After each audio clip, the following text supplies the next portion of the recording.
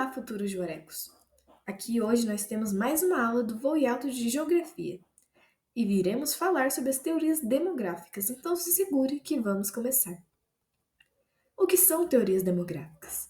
São ideias formuladas para explicar o desenvolvimento populacional e suas mudanças. Esse tipo de teoria são utilizadas principalmente como instrumentos para prever o crescimento de uma população. Elas são divididas em diferentes épocas, por assim dizer. Primeiro nós temos a teoria malthusiana, em seguida a neomalthusiana, mais adiante a reformista marxista e por último a ecomalthusiana. Nesse vídeo nós vamos transcorrer por cada uma delas e suas características. A teoria malthusiana foi criada pelo inglês Thomas Malthus no século XVIII. Nessa época aconteceu a primeira revolução industrial na Grã-Bretanha, e segundo Malthus, a população ia crescer em progressão geométrica, ou seja, seriam 2, 4, 8, 16, sempre o dobro do último. Enquanto os alimentos seriam em aritmética, sempre somando 1, 2, 3, 4, 5, 6. E por isso Malthus fala que em 200 anos não haverá alimentos suficientes para alimentar a população. Dentro dessa teoria, Malthus também institui dois postulados. O primeiro deles seriam as guerras, desastres e epidemias, que seriam um meio de controle do crescimento desordenado da população. Na falta de qualquer um desses eventos, a população ia duplicar num período de 25 anos. Já o segundo postulado indicava que a população cresceria de maneira geométrica e que a forma de alimento só ocorreria em progressão aritmétrica. E com toda essa escassa oferta de alimentos, era muito importante que houvesse algum controle populacional, de preferência não guerras e epidemias. Então Malthus veio com a seguinte solução: restrições morais, como o casamento tardio, e abstinência sexual, mas devido à sua religião, Malthus não era a favor dos métodos contraceptivos, então isso não foi algo falado no momento. Aqui nós temos um gráfico que indica a população, como essa linha mais para cima, assim, nessa que cresce muito rápido, e os alimentos nessa linha mais diagonal e em certo período de tempo sobrepujada de um modo que não seria viável à população. Um ponto importante a se ressaltar na teoria malthusiana é que ela foi de uma observação de um cara que morava na roça. Não foi previsto uma urbanização, tecnologia, produção de alimentos e tudo mais. Foi algo visto como já era feito o sistema, se continuasse daquele jeito não ia dar. Então, por isso Malthus ele previu um cenário tão caótico e tudo mais. Bem, agora quanto à teoria neomalthusiana, ela foi criada depois da Segunda Guerra Mundial, com uma explosão demográfica nos países subdesenvolvidos. Ela é uma teoria malthusiana adaptada. Essa teoria aponta que a população jovem precisa de muitos investimentos em educação e saúde. Em consequência, cairia a oferta de recursos para a produção de alimentos. Então, era basicamente o dinheiro que iria para investir nas mídias sociais, não ia para o alimento, não sei o que lá. Mas, em resumo, ela defendia que quanto maior o número de habitantes, menor a possibilidade de distribuição de renda.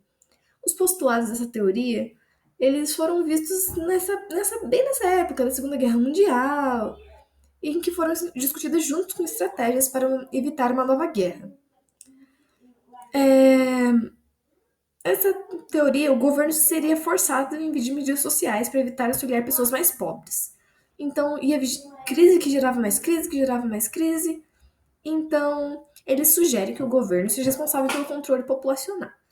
Tipo, políticas como apoio de uso de métodos contraceptivos e a campanha do planejamento familiar. Estilo China, assim, sabe? Estilo a China com a política do filho único, esse tipo de coisa, em que o Estado realmente seria bem vigente nessa parte. E, resumidamente, tem a mesma crítica que a outra, em que o excesso de população seria responsável pela escassez de alimentos, então acabou indo para o mesmo negócio de menos pessoas no mundo.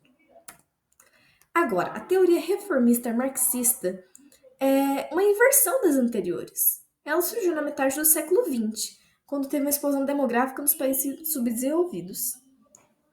E, segundo ela, é preciso enfrentar os problemas sociais para existir o controle da natalidade. Ou seja, ao invés de a natalidade ser a causa do problema de escassez de alimentos, você precisava melhorar a qualidade de vida para que essa natalidade não fosse um problema. Então, segundo a teoria, o aumento populacional seria uma consequência da pobreza. Então, se você deixasse de ser pobre, o o contingente familiar ia diminuir. Essa é mais ou menos a lógica. Então, como medida de solução, ele propôs políticas públicas para combater a pobreza e auxiliar as pessoas de baixa renda a melhorar nessa questão social. Então,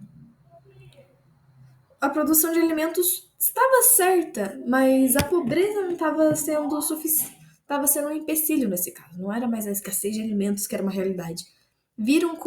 Nessa época as pessoas já viam como, sim, tem um meio de produção capaz de produzir alimentos para todas as pessoas. Então, não tinha mais tanta questão da fome como um grande problema, assim, é pobreza.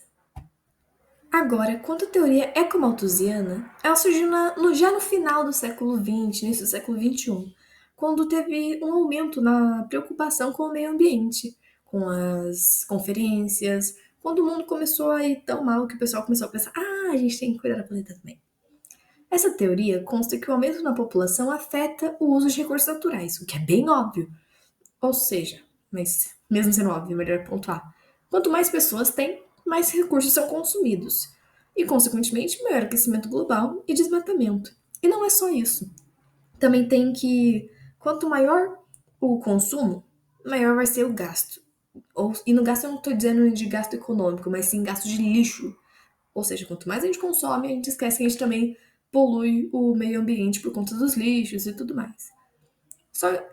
Assim, tem muitas críticas a essas teorias, e uma delas é que, por exemplo, nas outras teorias, as principais problemáticas eram os países subdesenvolvidos.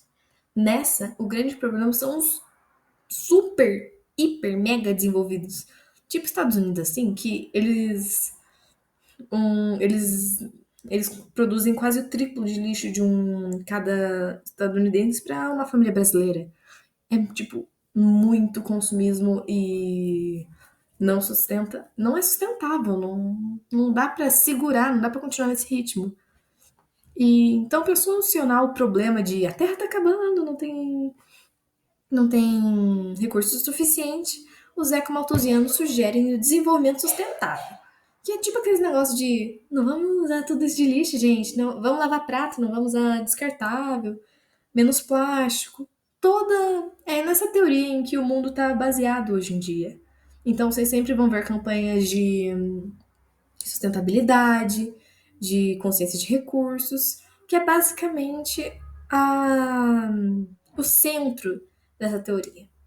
Então, mas se vocês quiserem resumir em uma única frase,